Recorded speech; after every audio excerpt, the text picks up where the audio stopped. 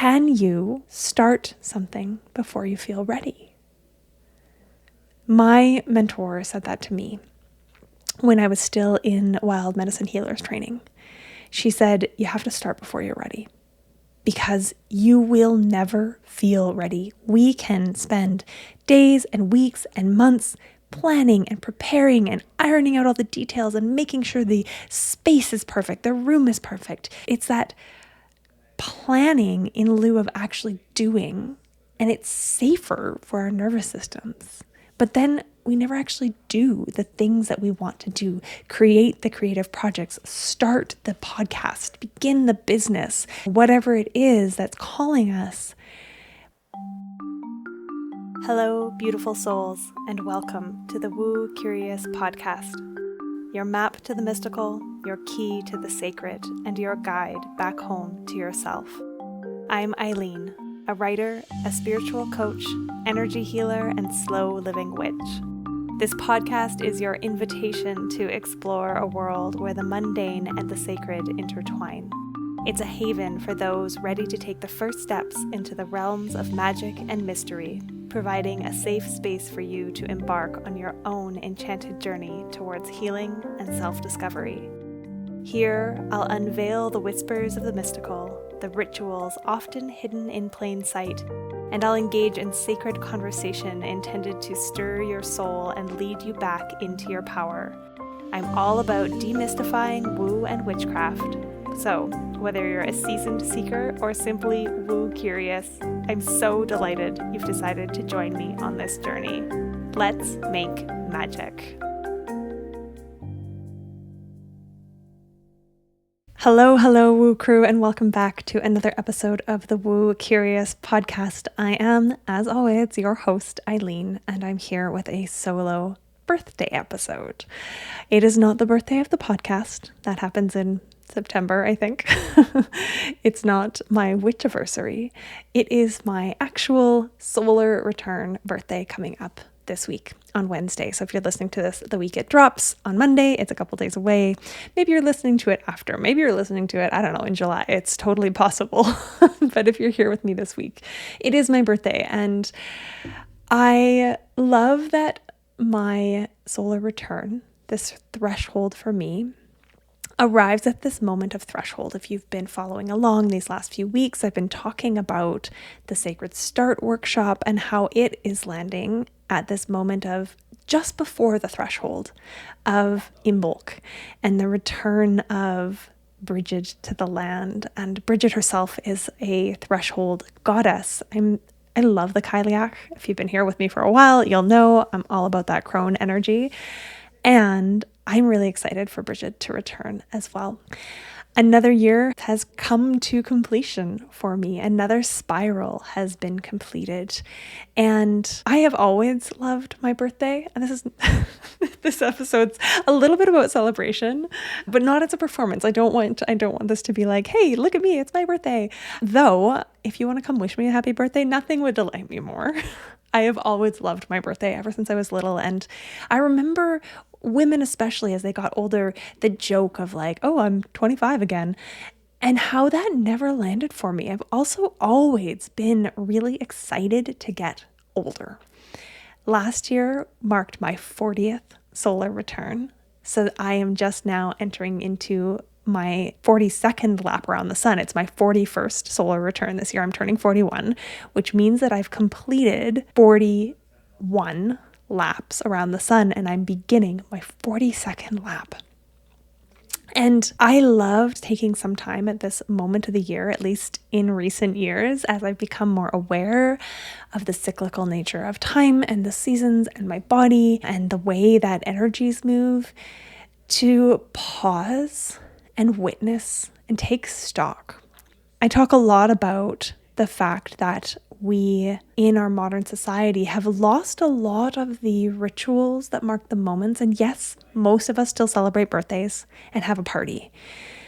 But how many of us actually pause and reflect and take stock? Okay, where was I one solar year ago? Who was I? What have I learned?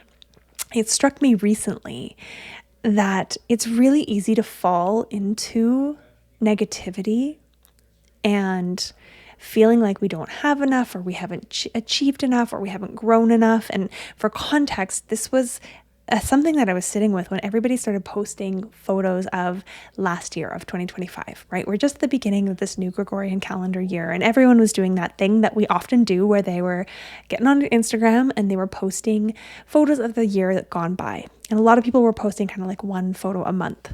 And as I was looking at other people's photos, I had this little voice in my head saying, ugh, I want to do this, but like, is there even going to be a photo from every month last year that feels good to post? Did I even do anything fun in half the months? Did I even have anything to celebrate? And out of curiosity, I went back through my photos starting with January, and what I found changed my perspective entirely. And this is why reflection is so important.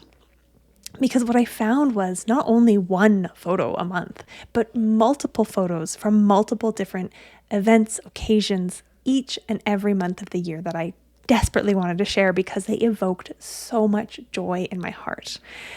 I accomplished so much. I began the year literally on my birthday, divorcing myself from a really misaligned investment into a LinkedIn marketing system that was supposed to make it really easy to do business and was draining my soul and my bank account. And I lost a lot of money, but I walked away on that day. I remember my parents called me to wish me a happy birthday, and I was sobbing because I can't do hard things without crying. I can do hard things. I can do lots of hard things, but I cry when I do them. So I was like in tears. I was red. I was splotchy. They were like, oh my gosh, what's wrong? They're trying to sing me happy birthday. Anyways, I was really proud of myself. I booked that meeting on my birthday for a reason. So I was like, I'm 40 now. I'm an adult. I can do this. And then the year, I really, for the most part, surrendered to the trust that I had chosen as my word, trust.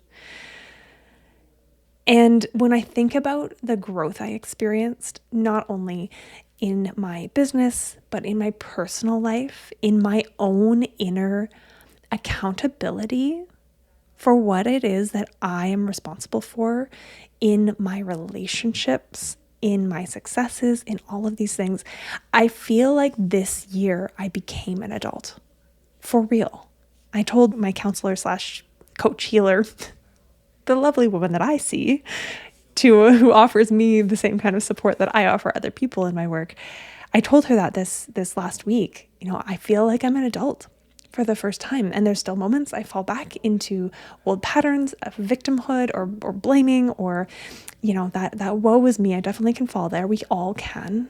And especially for women raised in the Western world with Disney telling us Prince Charming's coming along, it's pretty normal to fall into that place. But this sense of understanding what is mine to hold, what my responsibility is in my life, of doing the hard things, of speaking the scary things, of facing head on the realities of life and then choosing to hold them with compassion and create new from there.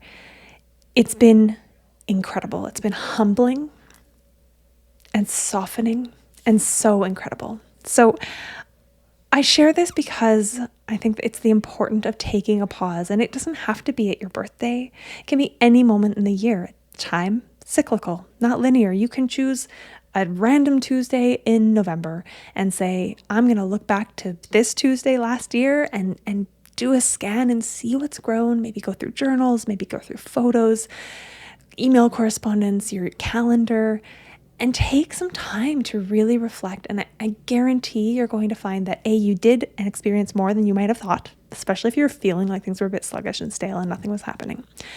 And that you've grown more than you thought you might have. I want to acknowledge before I carry on here that I'm so grateful for each and every one of you who's here with me listening today, whether you're a brand new listener or whether you've been with me for the whole journey all the way back to when Ellie and I started co-hosting this podcast in 2023. I am so grateful that you tune in, that you listen. I love when you reach out and let me know what landed with you about an episode. It's a huge honor to be able to offer this space for my own growth and reflection and for yours. So I want to speak to a few things, a few themes that kept resurfacing for me through 2025. Really, since I became aware of them as themes, they are my teachings and my greatest teachers. And one of the biggest themes is this reminder over and over and over that I need to pause, I need to rest, I need to listen, rather than push through and force. I am still very much guilty of disobeying my own reasoning, disobeying the things that I tell all of you every week to do, which is to take care of ourselves first. Now, in some ways, I did a really good job of it. I've been going to the gym consistently for like a year and a half now. That feels great. I've let myself have some little indulgences. I have definitely tended to myself, my spirit a little bit more this past year, and I'm still very much susceptible to falling into that hustle pattern. And so it's just this reminder over and over again, that humbling. Only I get to make the decision for myself how this life is going to play out, how I'm going to treat myself, how I'm going to grow, if I'm going to actually take my own medicine.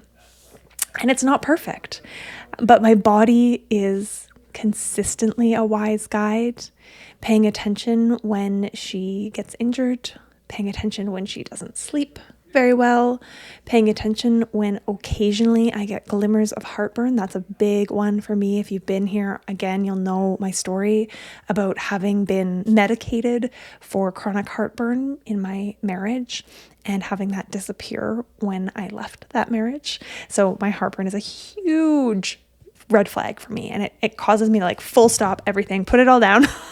We're not going forward. So I'm curious too, as you listen to me share this, is there something that your body uses to get your attention? And do you let it get your attention? I know for me, it took a lot of years of practice and pausing, and I'm still, again, not perfect. But for me, the theme of my 41st lap around the sun of 2025, pretty much, is this theme of personal accountability and becoming an adult. And part of that becoming an adult is tending to my inner little as well, and how sweet that feels to do.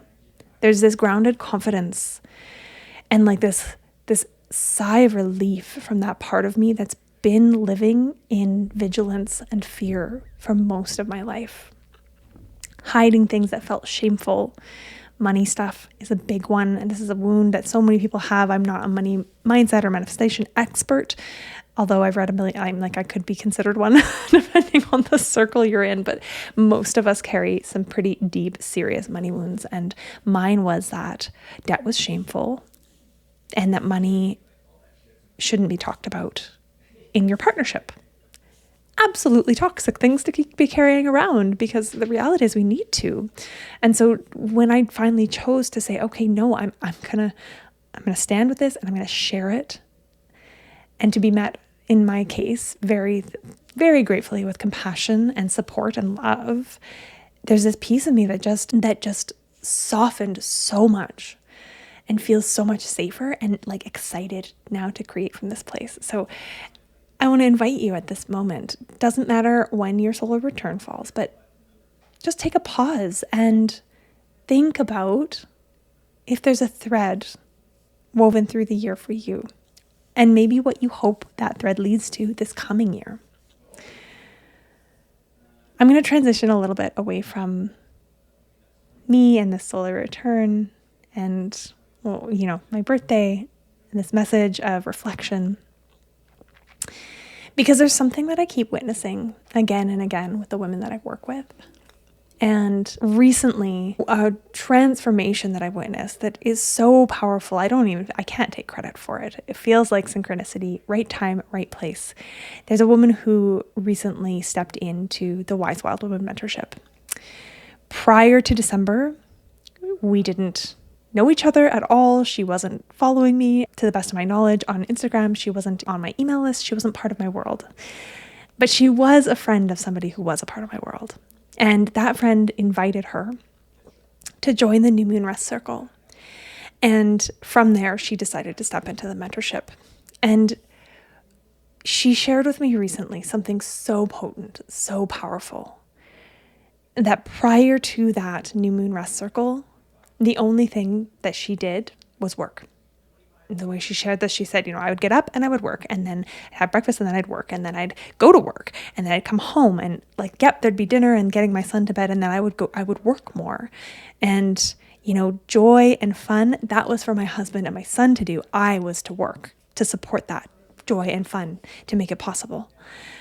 Joy and fun were for others, and her job was to hold everything together. And she had been wanting to slow down. She had been wanting to find that, mysterious work-life balance we all hear talked about. She had been wanting to shift the way this felt, and she couldn't. And then she came to the rest circle, and her exact words to me were, "Since doing that rest circle with you, I approach the world totally differently. Before, it was just work all the time, literally. And since then," this is no longer a quote, "she has been taking time throughout the day to check in with her body and ask what it needs or wants, to find moments of pleasure, to go to Pilates the first time in a very long time, maybe her whole adult life, when she's prioritizing her movement and her body. She's recognizing that her body needs taking care of just as much as her mind does." This is so powerful. And it's not just powerful for her to realize, but it's already showing up in her relationship. Her partner, her husband, noticed that her energy changed and told her she was radiant and so beautiful. And I grinned ear to ear when I heard this from her, because it's such a potent reminder of how taking care of ourselves, prioritizing our well-being, prioritizing our bodies, our health, our rest, our pleasure, truly makes a positive impact on everybody around us, even if we're not talking about what we're doing yet. That shift is big. It's so obvious. And it's the smallest little teachings that can sometimes land. And so that was a really good reminder for me that the things that I take as common sense and common knowledge, yes, others may have heard of them before, but maybe you need to hear them again, or maybe you've never heard them before. Little simple, easy practices that can shift the tone of our days. So, if you are craving some sort of a morning ritual that actually sets you up to begin the day, but you don't feel like you have time, can you check in with yourself? Do you spend time before bed scrolling your phone? Do you stay up later than you actually need to or want to, out of habit? Watching Netflix or TV, scrolling that phone, being on a screen. Or even, digging into a really good book. And sometimes that's like chef's kiss. That's what we want to do. We want to stay up too late and read a book. Great. I'm all for it. But so many of us feel like we don't have the time in the morning, and we don't want to wake up earlier because we don't want to lose out on sleep. And there's panic that starts to build in our bodies when we think about depriving ourselves of half an hour of rest. And so the tiny little fine tune, can you go to bed half an hour earlier? Even if it's not what society does or tells you, even if it's not been your habit, can you do that? Can you start something before you feel ready? My mentor said that to me when I was still in wild medicine healers training. She said, you have to start before you're ready, because you will never feel ready. We can spend days and weeks and months planning and preparing and ironing out all the details and making sure the space is perfect, the room is perfect. It's that planning in lieu of actually doing, and it's safer for our nervous systems. But then we never actually do the things that we want to do, create the creative projects, start the podcast, begin the business, whatever it is that's calling us. we can get so paralyzed in planning. So that's another little piece of wisdom that recently came up that I was like, okay, not everyone's heard this one before. So I'm sharing it with you here. It feels potent at this threshold moment, especially as I'm talking about Sacred Start. If you're listening to this on Monday or Tuesday morning, the Sacred Start workshop is live on Tuesday, January 20th at noon Mountain Time. You still can join. Even if you've missed this, you could grab the replay, get that replay, come into that ritual space, craft a beginning ritual for yourself, and meet an animal ally. Okay, plug aside. But that sense of, okay, there's no rush to begin, right? You will all know that this is not a time of year to be like barging ahead. We got to grow our roots before we can bloom, but we do have to start growing the roots. That first root has to make its way out of the seed pod into the dirt. And if all we're doing is like making the seed pod really pretty and like, I don't know, getting the fanciest kind of potting soil and all the nutrients for the seed, this little seed that's sitting in this, but we never water it. We never give it a chance to soften and push that first tentative root down. Nothing will ever come of that seed. So start before you're ready. Water the seed. Let yourself take the first smallest step, no matter how messy, no matter how imperfect, no matter how chaotic it may feel. We've been trained to override ourselves. We've been taught that we must earn our rest. We've been taught that we have to wait for permission to begin or to tend to ourselves. And so when we think about creating these changes for our lives, they're not habits per se. They are. But the change won't stick unless we shift our identity with it. This is a really powerful tool. If you say, I'm not a morning person, then you're not. If you say, I'd like to be a morning person, you're getting there. If you say, I am a morning person and I get up and feel energized to start the day, it's incredible what that little shift can do for your brain, your psychology. So identity shifts are some of the most powerful ways to create the new that we desire, the different we desire. So I'd love for you to pause for a moment and notice perhaps one place where you are waiting to earn your rest. And what happens if you shift to an identity of someone who takes rest when her body asks for it, even if it's inconvenient? And notice one place where you're waiting for permission to begin, or waiting for the stars to be aligned, or for it all to be perfectly controlled and polished to begin. And then can you shift your identity to be the person who takes the next smallest? I am so excited to see what this next lap around the sun holds in store for me. I am so excited to see how the Wise Wild Woman mentorship continues to grow, the conversations that are happening, the support that's happening, the witnessing and the growth and that peeling back of all the layers of bullshit that we've accumulated over the years that's happening in that space, both in our calls together, in those rest circles together, but also in the WhatsApp chat group. They are making my heart like want to explode. You know, that the Grinch Who Stole Christmas and the Grinch's heart grew 3 sizes, I don't know, a bunch of sizes that day. That's how my heart feels when I wake up and see that the women in this space are connecting, sharing, witnessing, growing, doing the brave work together. This place isn't about fixing you.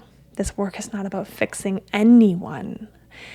It's a space of support and witnessing and honoring and tending and learning about our bodies and the ways in which we're intricately connected to each other and to the earth and to the cycles within cycles within cycles. It's such a beautiful space to be in. And safe keeps coming up. It's such a safe place to be in. And the reason I'm wrapping here as we come to the end of this episode with so much gratitude and so much excitement is because the doors to the Wise Wild Woman mentorship remain open at the founder's rate until February 1st, at which point we'll have journeyed for a full year laying those foundations. There are members who joined right at the beginning. There are members who joined in the autumn of last year. There's members that have joined just now. This is a place of sisterhood and growth. And one of the common threads from the women who are here with me is that they felt welcomed and safe so quickly. And I get to witness that. Women who are like, I don't feel comfortable among other women, feel comfortable here.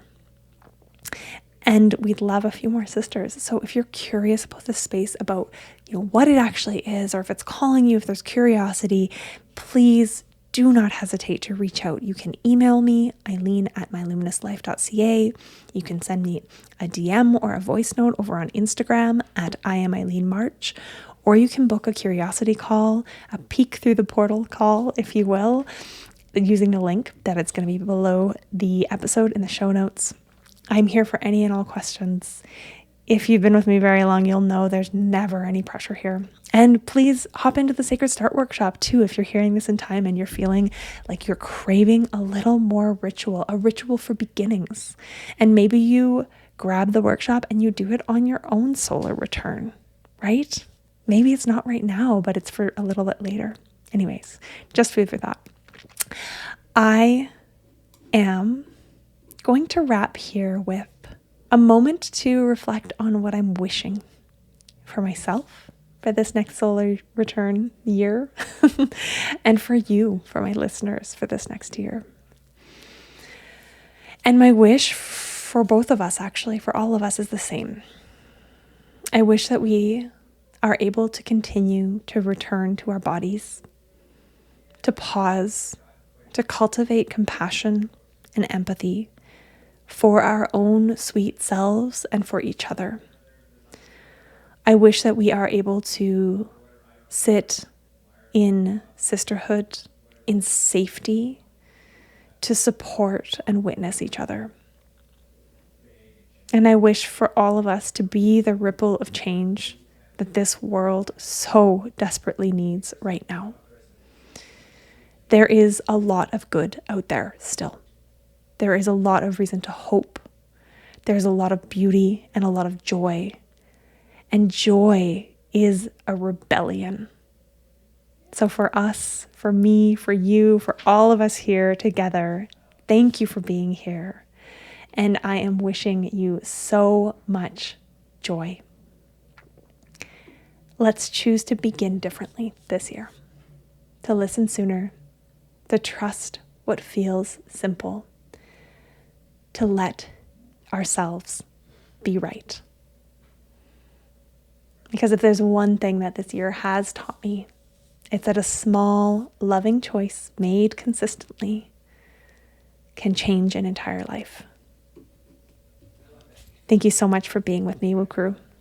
If you like this episode, please like, subscribe, leave a rating, a review, share it with a friend.